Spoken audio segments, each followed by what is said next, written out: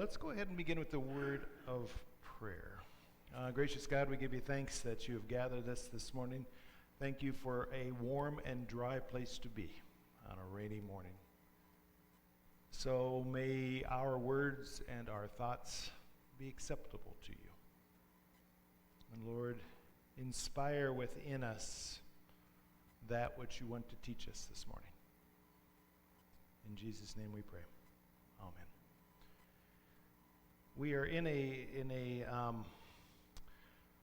we're trying to experiment to what is the clicking that goes on in the microphone and just driving us all crazy.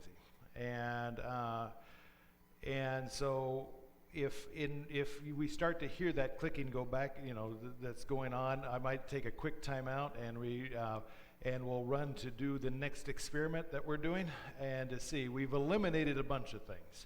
It's not a question of the chords. It's not a question of the transmitter. It's not a question of this part of it. I don't think. So we keep on kind of checking things off the list. And one of the things that I think probably when the wireless microphone situation in probably lots of different places these days is that everyone has cell phones, and it gets worse the more people that we have in here. If that's the problem, then I don't know what the heck we're going to do. But yet you look at like concert venues and all of that stuff, and when you've got 15,000 people at a concert or 20,000 people at a concert, every single one of them is using their cell phone. Obviously that's not an issue, so I don't know.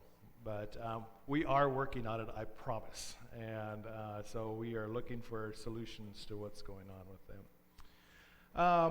We have been talking about, we're basically about the beginning of 1 Kings. And last week we talked about the story of David, and David is that sort of mixed bag. One thing, David had his faults for sure, and David had lots and lots of faults. But one thing that David didn't do is he was not an idolater. David continued to be faithful to God. He was certainly very, very human. He's the epitome of what we would say a saint and a sinner at the same time, as we all are. But he never fell into idolatry. And with that, got sort of with the writers of 1st and 2nd Samuel and 1st and 2nd Kings, those who put that story to paper, he always got the major thumbs up with all of that. He was faithful to God to the end. Now, what that meant in terms of his actions, as we have talked a great deal about, he had lots and lots of faults with that, as we all do. And so at the end of that story of David, which we talked about before, he's on his deathbed. He's laying there, and his wife Bathsheba, which David had, I think, 4 wives, maybe 5 wives, but the wife Bathsheba of that famous story of Bathsheba and that adulterous affair, but Bathsheba was there at his bedside as he was dying, and at the same time she was advocating for her son Solomon to be the next king. And but the problem is that Solomon was not technically the next in line. It was another one of David's sons that I believe Adonijah, was the name of that son, who was technically next in line to be the next king, and not Solomon. But as I was kind of finished last week, you had this kind of almost sort of, I don't know if it's comical scene going on where Adonijah and all his buddies are over in a venue over across town somewhere, and they are celebrating David's dying, and they're all whooping it up because they think that Adonijah is going to be the next king. And also, it was very interesting, and I invite you to read 2 Samuel. Again, always kind of keeping a scorecard of all of the different characters that are there.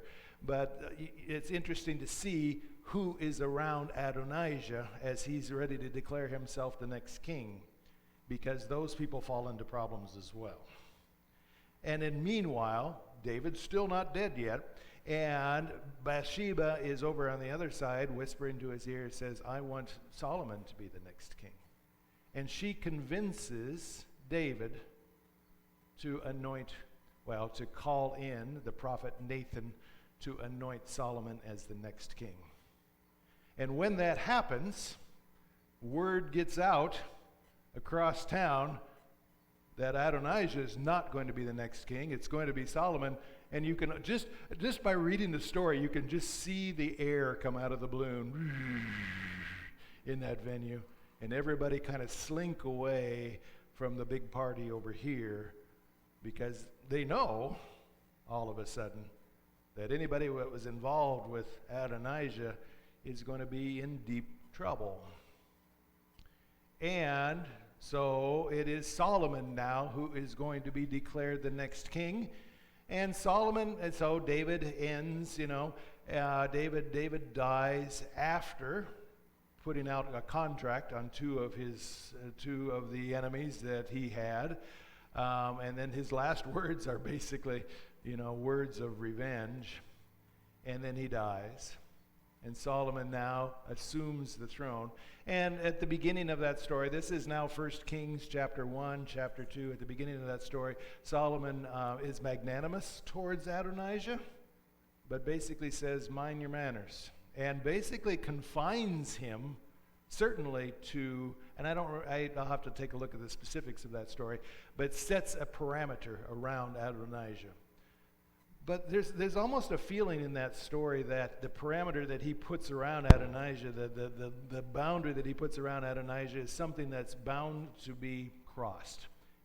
I almost, you set up a fence knowing that one way or the other there's going to be something that's going to make Adonijah cross that fence. And of course that happens, and so he puts Adonijah to death. That's the way the game is played. That's the way that's what happens to kings in throughout history. It certainly wasn't just something in Israel. This is across the board. All of the intrigue that takes place in that. What we see in the 20th and 21st century these days with the Queen of England and all of that kind of stuff, that's tame in comparison to what it always has been.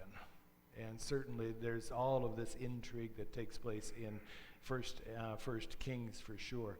So we are at the point now where Solomon is king. But the very, very last thing that I want to talk about is this part of what David did. And this is the standard by which all of the kings now from this point forward are going to be judged. And in one sense, it's a very unfair standard, but it is just what it is. So those who wrote 1st and 2nd Samuel and 1st and 2nd Kings, this is the standard by which they said, when they talked about each one of the kings going forward, does that king get a thumbs up, as in doing what that king was supposed to do, or does that king get a thumbs down? And the standard was basically this, that David is best known as sort of centralizing things. Jerusalem is going to be the capital, and even more important is that Jerusalem is where the temple is, and that is the place the only place where burnt offerings can be offered to God. And Jerusalem is the capital, and I'll put it here in this way, that David worshipped one God, and he was worshipped God in Jerusalem. Now, it doesn't mean you can't pray anywhere you want to pray, but the big issue is where would burnt offerings and all of that stuff be done? And there was only one acceptable place, and that would be in the temple in Jerusalem. Now, the temple isn't built yet with David, but there's the tabernacle, there's the Ark of the Covenant is all there. It's in the tent, but the building itself, but it doesn't make any difference. That was all centralized to Jerusalem. And remember, that goes back to the importance of that. That goes back to all of the idolatry that was taking place. And again, and I'll put this in air quotes, on the high places throughout the Middle East, throughout Isaiah, is always a reference to idolatry that's taken place. So they would go to a hill someplace underneath the stars there, where the god of the sky, Baal, could be looking down upon them, and would do their particular worshipful acts, or what we would consider not very worshipful acts, and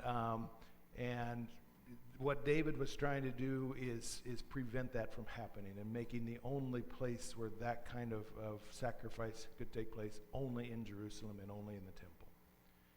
So that becomes the standard. And we're going to see how that becomes a very problematic standard as we go forward for nearly all of the kings that we're going to be talking about in 1st and 2nd Kings. We are now in the story of Solomon. Solomon has now been anointed as king. He is now on the throne.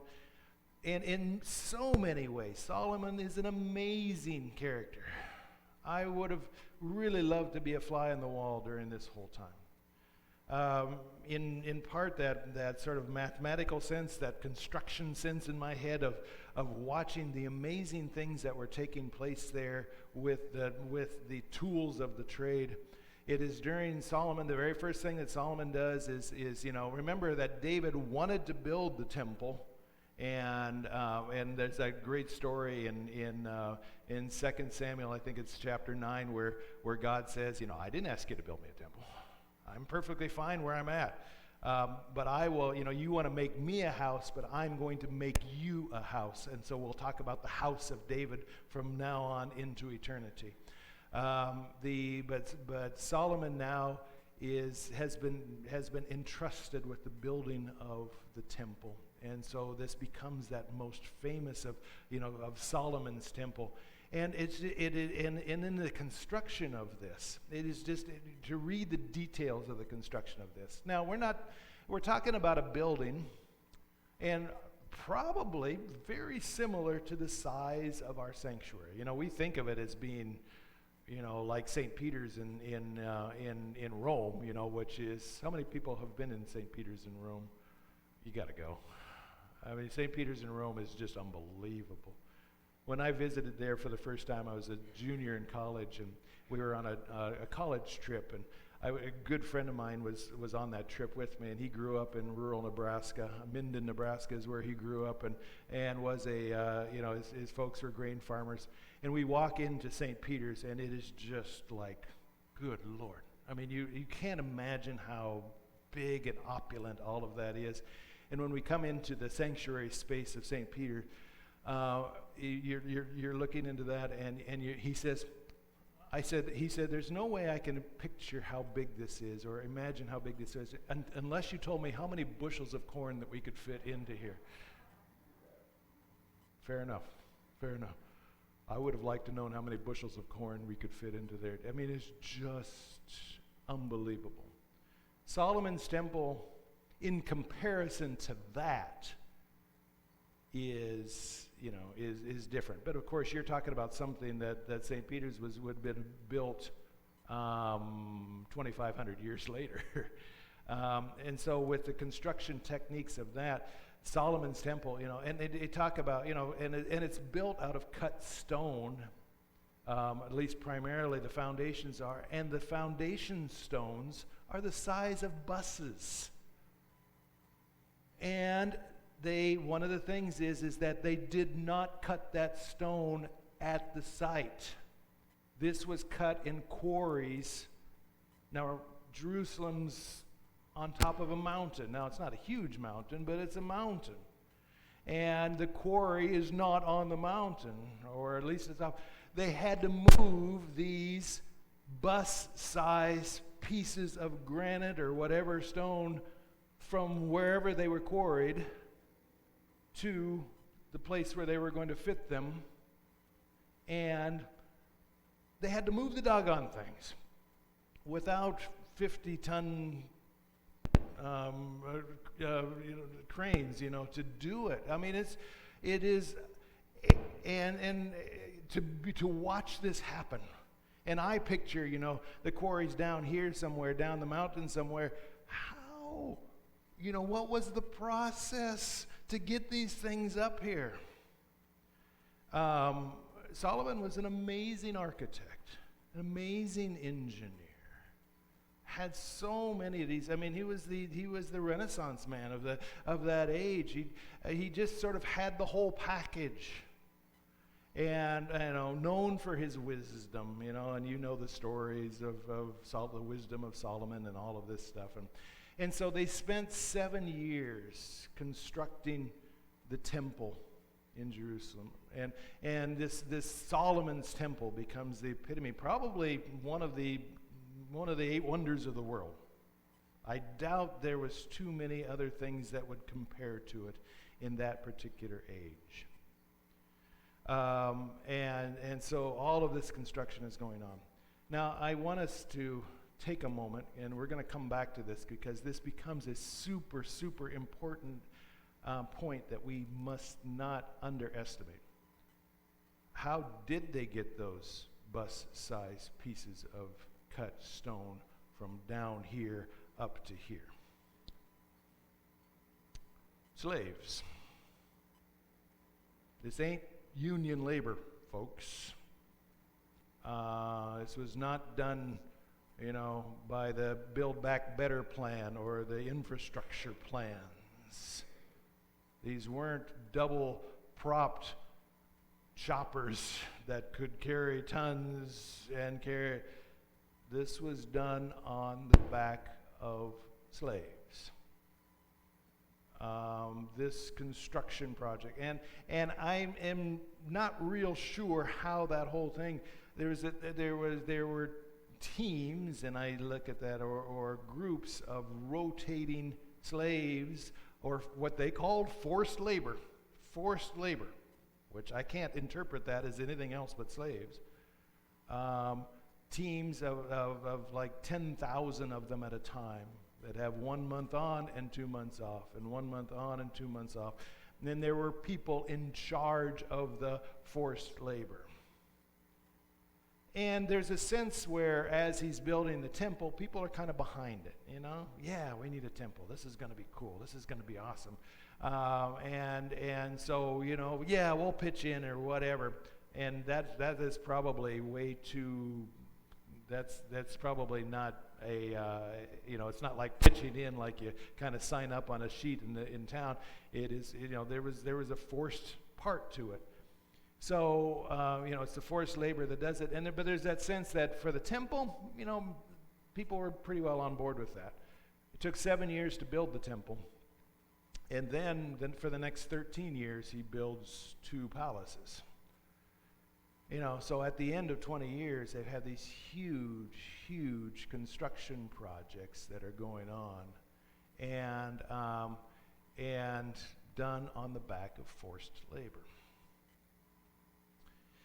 So, in the process, over this course of 20 years of all this construction of these phenomenal things, Solomon is accumulating more and more wealth and accumulating more and more wives.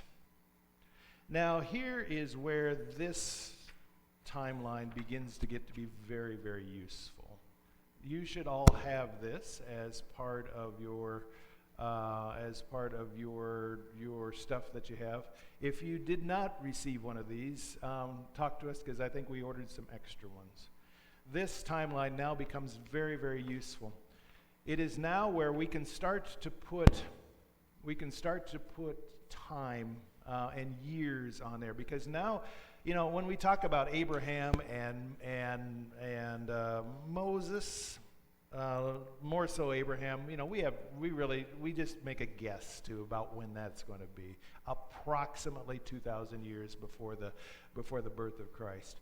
Now, when we get into the time of David and Solomon, we can start to put some years on this. And we're starting to be able to cross-reference this with other archaeology and from other places. So if you take a look at your timeline on this, the very, very top line of this is talking about the different Mesopotamian empires that are taking place at the same time as David and Solomon. And if you'll notice on this, remember we talked about the whole geography of this area. And so you have the Mesopotamia, which is up here, and you have Egypt, which is down there. Both of those are the cradles of civilization in this particular area. And so you have Mesopotamia that's up here. That's where those great empires come out of. The Assyrian Empire, the Babylonian Empire, the Persian Empire. They all come out of Mesopotamia. And these were huge dogs on the block. And then you have Egypt, which is even older. And at times, Egypt had it together and was able to be aggressive in its own kind of military as well. When these were weak up here, and when Egypt was weak down here, that gave space for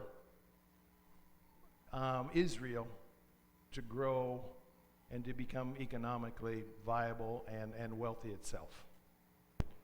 And so in the time of Solomon, we're not worried about the Assyrians. They probably didn't even know anything about what was going on in Mesopotamia up here. At least not worried about it. It was all weak. They're all fighting among themselves. Egypt was just not a player at that time, during the time of Solomon. So during the time of David and Solomon, they have the space to be the big dogs on the block. And that's exactly what's happening. Solomon is building the country of Israel. He's putting up forts and protection things, and they are the ones who are really probably as close to becoming an empire as anybody. They are receiving tributes from all of these tribes and countries around them. That's how they got to be so rich. And Solomon, again, one of his talents is he's an incredibly good business person as well. Sets up all of these treaties with, and frankly, is probably trading all over the known world and building the wealth of Israel. That's the drawing. And you can do that as long as you're not worried about the Assyrians coming down and taking it all from you, or the Egyptians from the south coming up and taking it from you. This is what's happening in Israel at the time. There's space there, and the timeline kind of helps you understand that. So you have Solomon now who's doing this, and so accumulating great amounts of wealth, accumulating great amounts of power, building these huge projects, not just the temple, not just the palaces, but also the forts and everything else, on the backs of slave labor. And people are getting tired. And at the same time, what was done back in the day you make a treaty with the Hittites. Well, what cemented that treaty wasn't just a contract. It was, I'll tell you what, the king of the Hittites said, I'll give you my daughter, and that's going to be cementing of the treaty. And so Solomon and all of the power is also accumulating up to 700 wives and 300 concubines. And that all sounds good.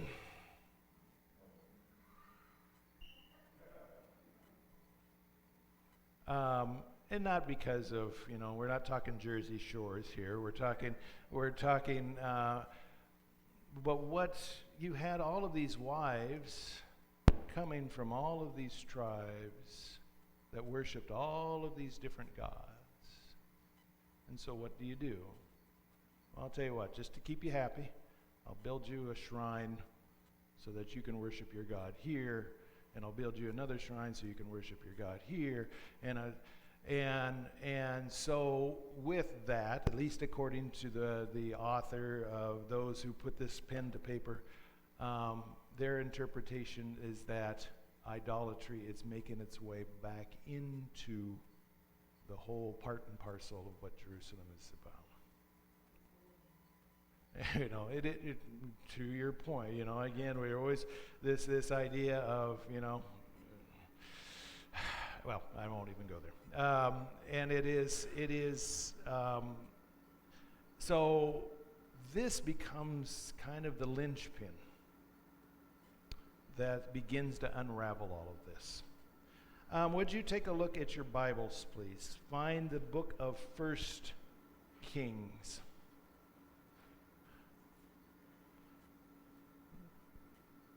The Old Testament book of 1 Kings. And first of all, chapter 5. Just want to read you a little bit about the forced labor. Now, your Bible is the same as this one, so it's on page 268. 268 in the front part of your Bible, in your Bible. You have it? 1 Kings chapter 5, verse 13. King Solomon conscripted forced labor out of all of Israel. The levy numbered 30,000 men.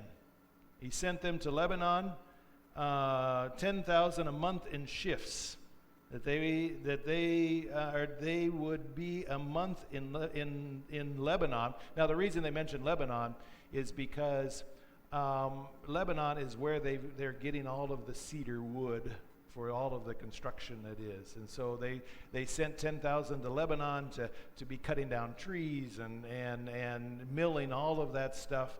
And then 2 months at home. And Adoniram was in charge of the forced labor.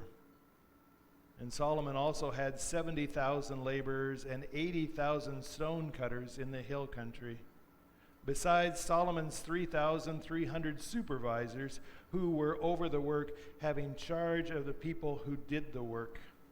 And at the king's command, they quarried out great and costly stones in order to lay a foundation of the house with dressed stones. So Solomon's builder and Hiram's builder and the Jebuelites did the stone cutting and prepared the timber and the stone to build the house.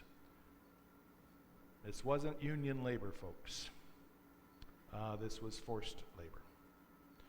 All right, we move on in the story. Again, one of the things that he does, and he does a particularly good job with, is he eliminates kind of the divisions between the tribe. There's that symbol for forced labor that's going on here. He takes away what was traditionally the divisions in the tribe, or at least he tries to. He centralizes power in Jerusalem. However, he falls into idolatry, and we explain kind of where that comes from. So let us go to chapter 11 of 1 Kings. In a title that, the title in this Bible is aptly put. It says, Solomon's Errors. Chapter 11. King Solomon loved many foreign women, along with the daughter of Pharaoh. Pharaoh, again, to set up a treaty between Israel and Egypt, Pharaoh had given one of his daughters as this. And that, in a lot of ways, she's mentioned more than anybody else as having the most amount of say-so in his life. And so it's mentioned of that. But along with the daughter of Pharaoh, there's Moabite, Ammonite, Edomite, Sidonian, and Hittite women from the nations concerning which the Lord had said to the Israelites, this was before, you shall not enter into marriage with them, neither shall they with you, for they will surely incline your heart to follow their gods. Solomon clung to these in love, and among his wives were 700 princesses and 300 concubines. And his wife and his wives turned away his heart. Verse 4, for when Solomon was old, his wives turned away his heart after other gods, and his heart was not true to the Lord his God, as was the heart of his father David. For Solomon followed Astarte. Remember, that's the goddess of the earth. That's the fertility goddess of the earth. Go ahead and bump it up.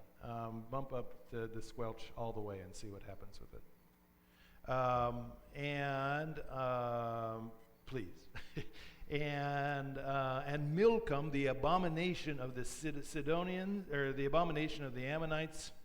So Solomon did what was evil in the sight of the Lord, and did not completely follow the Lord, as his father David had done. Again, regardless of what David had done, and regardless of his obvious shortcomings, he still gets the thumbs up from those who put pen to paper here in 1 Kings, because David had his faults, but he never fell into idolatry. But Solomon did. Then Solomon, now notice what he says. Then Solomon built a, what does it say? High place. Again, code words for Chemosh, the abomination of Moab, and Moloch, the abomination of the Ammonites. Chemosh and Moloch, if you read about them, go ahead and Google them, they are gods of war of these particular tribes who required child sacrifice. He did that on the mountain east of Jerusalem, and he did the same for his foreign wives who offered incense and sacrifice to their gods. This is that unraveling of what's taking place. So Solomon is old now. 40 years have passed. His reign was approximately 40 years old. Powerful, rich, wise in his politics, but has fallen into idolatry. And this becomes that which knocks the foundation out from underneath what's going to happen in the future. So there's this story now. What time do we have? We have enough time to get into this, because this is the story of what happens after Solomon. So towards the end of Solomon's reign, remember, all of this building is fantastic until you take into account that it's all done on the backs of slave labor. And people are tired. And in the process of all of this, there's some rebellions, some protests that are starting to bubble up. And one in particular, a leader of one of these protests becomes a central figure. You are in 1 Kings chapter 11. Go towards the last part of that chapter. Verse 26. This is on page 276. A man named Jeroboam. Now Jeroboam, son of Nebat, an Ephraimite. Ephraim is one of the tribes of Israel. A servant of Solomon, whose mother's name was Zeruiah, a widow, rebelled against the king. The following was the reason he rebelled against the king. Solomon built the Milo, and I'm not exactly sure what that is. I think it is a fort, and closed up the gap in the wall of the city of his father David. And the man Jeroboam was very able. And when Solomon saw that this young man was industrious, he gave him charge over all of the forced labor of the house of Joseph. And about that time, when Jeroboam was leaving Jerusalem, so one day the prophet Ahijah found him on the road Interesting story. Ahijah had clothed himself in a brand new garment. And the two of them were alone in the open country. So Jeroboam's minding his own business on his way back home or whatever, runs into this prophet who's wearing his brand new clothes. And when Ahijah laid hold of the new garment that he was wearing, and he tore it into 12 pieces, corresponding with the 12 tribes of Israel. And then he said to Jeroboam, "Take for yourself 10 of those pieces. For thus says the Lord, the God of Israel, see, I am about to tear the kingdom from the hand of Solomon, and will give you," meaning Jeroboam, 10 of those tribes of Israel. This is because he has forsaken me. This is because Solomon has forsaken me and worshipped Astarte, the goddess of the Sidonians, Chemosh, the god of Moab, Milcom, the god of the Ammonites, and has not walked in my ways, doing what is right in my sight, keeping my statutes and my ordinances, as his father David had done. So again, David had all of his faults, but he never did that. But Solomon crossed that line. Nevertheless, he said, verse 34, I will not take the whole kingdom away from him, but will make him the ruler all of the days of his life, for the sake of my servant David, whom I chose, and who did not keep my commandments, or who did keep my commandments and statutes. But I will take the kingdom away from his son, meaning Solomon's son, and give it to you, Jeroboam. That is the 10 tribes. And yet to his son I will give you one tribe, which is the tribe of Judah, so that my servant David will always have a lamp before me in Jerusalem, the city where I have chosen to put my name. And I will take you, and you shall reign over that which your soul desires, and so on, and so on, and so on, and so on. Now, this is what's happening. Jeroboam has been told now by that prophet that he is going to be the next king, but not over all of Israel, over just 10 of those tribes, which is the northern part. What's in orange there? Now remember, Solomon's still living.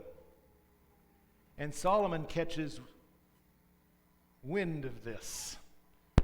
And of course, Solomon is going to do what it takes in order to stop this from happening. So he puts a contract out on Jeroboam's life, where this is just, again, that's the way it is. Jeroboam has to flee, and flees to Egypt, and there he stays until Solomon is dead. So, Solomon finally dies. And his son, now the son of Solomon, next in line for the throne, is a young man named Rehoboam. And this is a story that always, it is so sadly true in so many cases. So Solomon dies, and all of the advisors of Solomon, now probably all old men themselves, come up to Rehoboam, and they said to him, Solomon worked your people extremely hard. Used all of this forced labor to build all of these things. They advised Rehoboam, they say, why don't you calm down for a while? Make overtures to all of these people. Relax and send them home and create some relationships here. And if you do that, you'll have a good and long life. But Rehoboam says to this group of old advisors, he says, well, all right, give me 3 days and I'll think about it. So what does Rehoboam do? Rehoboam goes and gathers all of his buddies, all these young dudes. He says, this is what the old advisors told me to do. And all of his friends look at him and say, are you crazy? Dude, now is your chance. You see your father, 700 wives, 300 concubines. all of the buildings, the richest person in the world. Now is your chance. It's stupid to think that you're going to back off now. And what is this statement they said? He says, let's see here.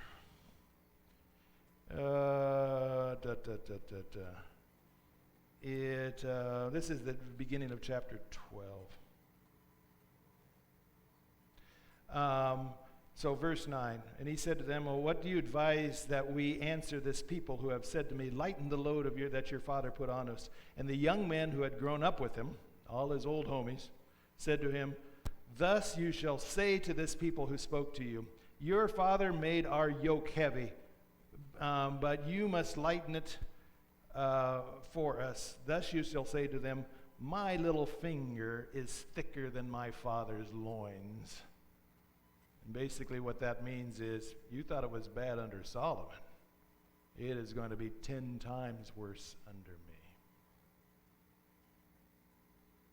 And the people said, screw it. You ain't going to listen to us? We ain't going to do this anymore. And thus began this civil war. And the people who represented the northern 10 tribes, that which is in orange, said, we're done with you. We want nothing more to do with you. All of this wonderful stuff has been built on our backs. Screw it. We're out of here. And Rehoboam tries to conquer them back again and fails. And then, of course, who then becomes the leader of those northern 10 tribes? Jeroboam comes back from his exile in Egypt and becomes the king of what would be now the northern kingdom. Now, here's where it gets a little confusing, because the northern kingdom takes the name Israel. So it is always the northern kingdom of Israel and the southern kingdom of Judah. So Judah, the southern kingdom, which is the tribe from which David came, will stay with Rehoboam. Rehoboam will be their king, but the rest of the tribes go and declare that Jeroboam is going to be their king. Now, last thing, and then we're done, is that Jeroboam is looking at this situation, and he's saying, our long-term viability isn't good here. Jeroboam, northern kingdom. And our long-term viability is not good here because of this. Where is it that the people are going to go to worship God? Well, what did David and Solomon build? The temple. The only place to worship God should be the temple. And where's that temple located? Jerusalem, which is the capital of the southern kingdom of Judah. So that means that for all of the festivals, Passover and the Festival of Booths and whatnot, you're supposed to go to where? Jerusalem, which is in the capital of the southern kingdom of Judah. And Jeroboam's looking at this and saying, this isn't going to work for us, because they're going to, little bit by little bit, convince all of these people coming in for all of these festivals and doing all of these things that they need to do only at the temple, they are going to convince them to come back. And Jeroboam's saying the long-term viability of this whole thing is not good as long as the people have to go to Jerusalem 3 times a year. And so what does Jeroboam do?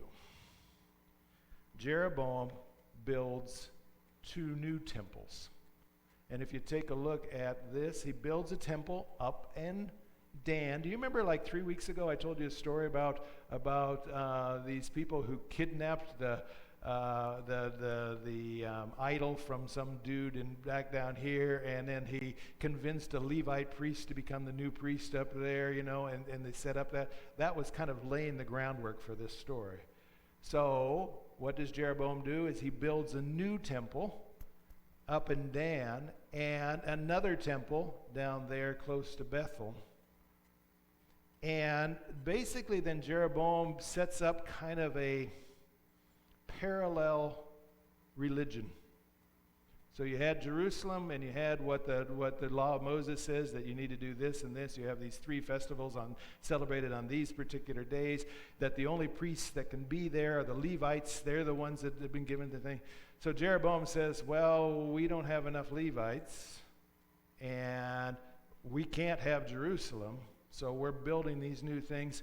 And so he assigned other people other than Levites to be the priests, and then sets up all these other things. So if the Passover is going to be on the 10th day of the month of the 3rd month of every year, he says, I'll tell you what, we'll have our own Passover. We'll make ours on the 15th day of the 4th month of the year. And then many old Joe can be our priest for all of that. And so it becomes this sort of shadow of what the true religion is supposed to be. Because Jeroboam's saying, if they have to go to Jerusalem for all this, we're going to lose them. And this becomes that major fault line that never gets crossed as we begin to evaluate all of the kings who will start to come afterwards. We're going to stop there. Questions? Have I confused you just royally? Or is it something you're just going to have to walk around with a little bit to try to figure out? Bring your questions next week or write, and then we will, if I can answer them easily, I will. But this is now the beginning of the split between the northern kingdom of Israel and the southern kingdom of Judah. Yes, ma'am.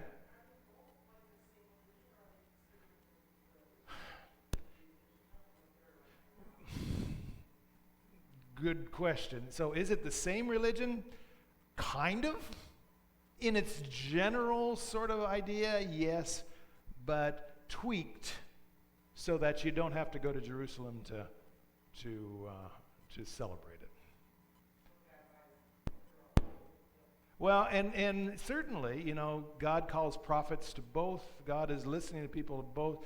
It is still the descendants of Abraham that are in the north, same as the ones in the south, but the way they're celebrating is always suspect. It's always suspect because they're not in Jerusalem, and they don't have Levites as their priests. So, if Jerusalem is fulfilling what they're supposed to do, 100% of the time, which they never do, but that's neither here nor there, over here is about 85%. And it becomes this thing. And I'll show you what that means then as we go forward. Because as we walk through 1st and 2nd Kings, they make an evaluation of each and every king. And you're going to notice what's the standard by which they judge every king. Well, it's a standard that the northern kings of Israel will never ever be able to fulfill, which is to worship God only in Jerusalem. Well, that ain't going to happen. So, great question. They're still God's people, but they're still always lacking because of the political situation, the economic situation. The more things change, the more things stay the same.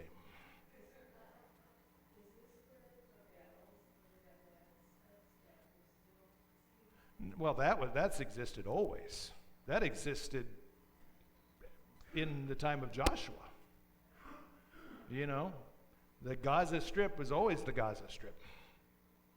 And, to this day, 4,000 years later, we're still fighting over that piece of property that's the Gaza Strip. All right, folks. Thank you.